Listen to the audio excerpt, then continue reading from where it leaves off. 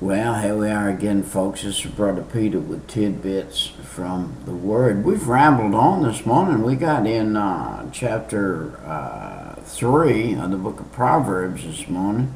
And it's like I told my boys, you're not going to go too far too fast in the book of Proverbs. You're not going to go too far too fast anywhere in the Bible if you want to find out what it says. If you want to muse on it a little bit, and that means to pause and look at it. And I would say for those of you who are hunting for what you see, Brother Peter have. What do I have? I have peace in my heart. I have the fruits of the Spirit within me. I'm able to speak to people about the Lord Jesus during the day. I'm able to be free to walk up to a man and say, "Sir, if you died right now," what this says, "do you know for sure you would go to heaven?" All the answers that you get. But I tell you what, to know for sure that you would go to heaven is the very most important first decision that you'll ever make. First spiritual decision that you will ever make that counts is to get the ticket to go to heaven. It's a free gift from Jesus Christ. He gives it to every single solitary person that asks him. I was talking with a lady yesterday, and I was talking about, we have a thing that we do at our church every year called Judgment Journey. Well, in this Judgment Journey, it takes a person on about 14 acres of land on a journey through what it's going to be like in the end time.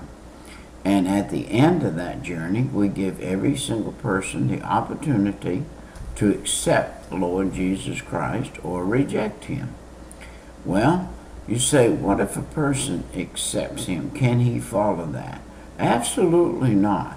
A man cannot be a Christian without sacrificing first the fact that he's following the devil. How does he do that? He said, "Lord, I am a sinner. I would like you to forgive me of my sin, come into my heart, and save my soul." Well, now he has sacrificed his own fleshly desire to put the desire of God in his flesh. Well, when he puts the desire of God in his flesh, then he will start learning how to live a Christian life or a spiritual life. Does a man have to know how to read and write? No, he doesn't. I didn't know how to read and write when I got saved. I was 30 years old and I was a completely illiterate.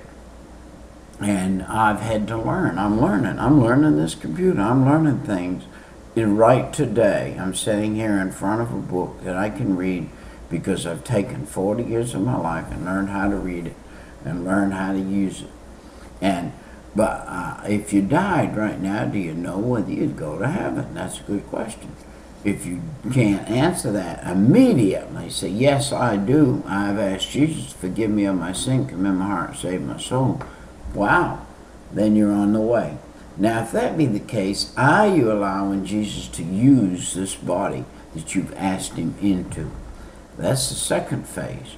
After you ask him to save you, you need to look up the word baptism, and you need to see what that is. And what that is that's like putting this ring on this finger.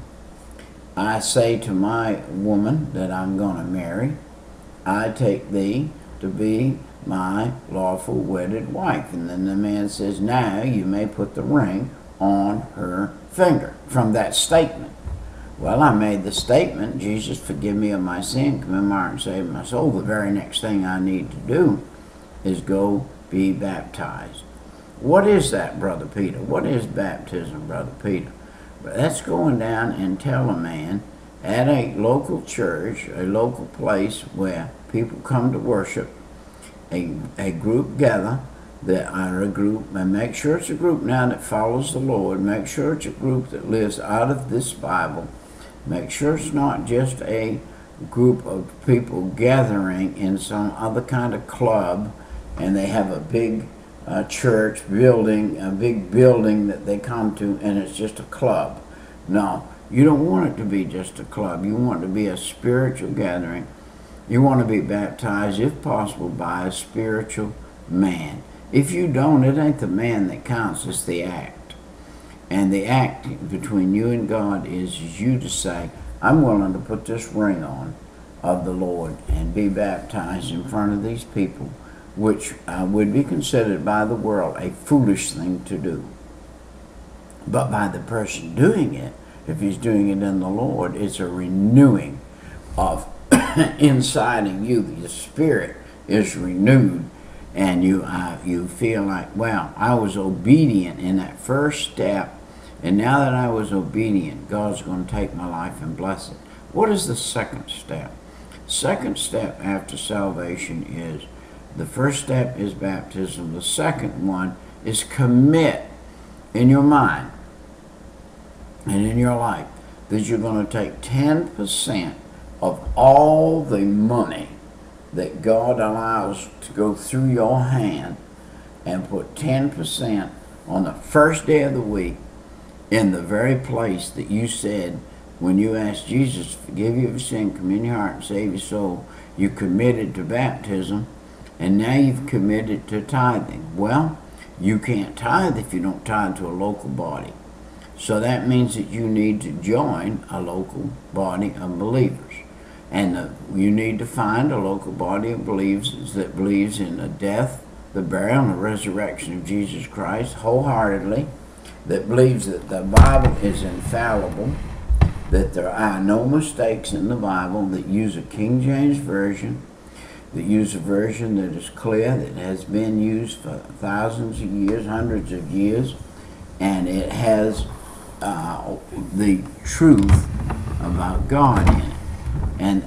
And that's what you need to use. And then, so you need to find a church that uses the King James Version, that is correct, Bible correct. And then you join that. And then you put your tithes in there. What is a tithe? A tithe is 10 cents on every dollar, $1 on every $10, $10 on every 100. You say, well, I've never done that before, Brother Peter. I've gone to church before and put my dollar in the offering plate. Well, in ignorance, you've done that. And because you've done that in ignorance, you're covered. But now that you're saved, you have a command. And it's not a request. He said that 10%, God says, of everything you make belongs to me. And over there in the very last book in Malachi, one of the last books in the Old Testament, says, will a man rob God? And then the answer to that is, it says, yes, he will. He'll rob him in tithes and offerings. That means that we are supposed to tithe our 10%, and then we're supposed to do offerings. And what are offerings? Offerings are those little things that I talk about. You put $1 in a tract and give it to some poor person or somebody working behind a window at a fast food place, or give an extra $1. You go to a restaurant and eat, put an extra $1 above and beyond your tip in the thing right here. And by the way, I will say this. The worse the service, the bigger the tip should be. The worse that the service is in there, the bigger the tip should be. Remember this. If you have a lady or a man waiting on you and the service is terrible, there's a good possibility that person has got something going on in their life that is a whole lot worse and a whole lot bigger than you or I can realize, and they need a clap or a helping hand. They need to say, look, I want to help you out of this hole. I want to do something for your body that'll do something for your spirit, that'll do something for your soul. Body, soul, and spirit. The $1's for the body. The tract and what the tract says in it is for the soul and the spirit. If you do something for a man's body and not for his soul, you've done nothing. If you do it for his soul and not for his body, you've done nothing. You want to do something in the Lord, wholly in the Lord. do the body, soul, and spirit, the whole person thing.